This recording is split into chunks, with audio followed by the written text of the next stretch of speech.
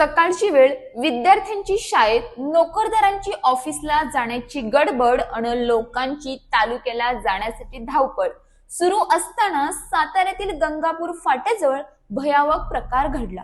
रस्त्यावर एका मनोरुग्णाने धुमाकूळ घालत रस्ता ठप्प केला, ज्यामुळे नागरिकांची एकच तारांबळ उडाली। तब्बल एका तासानंतर या मनोरुग्णाला जाळे टाकून पकडण्यात आले। नेमकं काय घडलं यावर सविस्तर माहिती अशी की साताऱ्यातील गंगापूर फाट्याजवळ रस्त्यावर एका मनोरुग्ण व्यक्तीचा धुडगूस पाहायला मिळाला।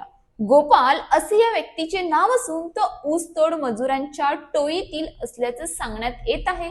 त्याला दवाखान्यात घेऊन जात असतानाच त्याने सोबत असलेल्या दुचाकी चालकाला चावा घेतला आणि रोडवर इकडे तिकडे धावू लागला। तो रस्त्यावरील येणाऱ्या जाणाऱ्या लोकांच्या अंगावर धावून जात होता।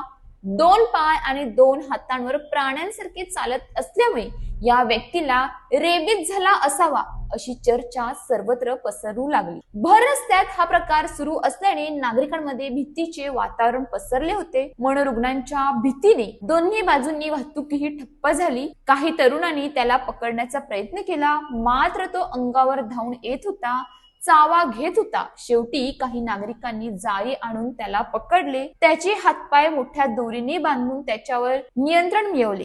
त्यानंतर त्याला स्थानिक लोकांनी पकडून जिल्हा शासकीय रुग्णालयात उपचारासाठी दाखल केले आहे। दरम्यान डॉक्टरांनी संबंधित व्यक्तीची तपासणी केली। यानंतर हा व्यक्ती मनोरुग्ण असल्याचे प्राथमिक डॉक्टरांकडून सांगितले जात आहे। सध्या त्याला एका बंद आयसोलेशन वॉर्ड मध्ये ठेवण्यात आले आहे। अधिक उपचारानंतरच खरे कारण समोर येईल। पेशंट गोपाल ठाकरे नावाचा पेशंट होता, वय असेल 20 ते 25 च्या मध्ये। आणि मी पेशंट बघितला आणि मला बघितल्याच कळालं की हे जे आहे, म्हणजे थोडं तपासल्यानं कळालं की हे जे आहे हे रेबीज तर नक्कीच नाहीये। आणि मग मला त्याच्या मित्रमंडळींनी सांगितलं की त्याला त्याचा असा थोडा स्वभाव बदललेला, त्यांना असं वाटत होतं की त्याला फिटेचा आजार आहे, फिटचा प्रकार आहे।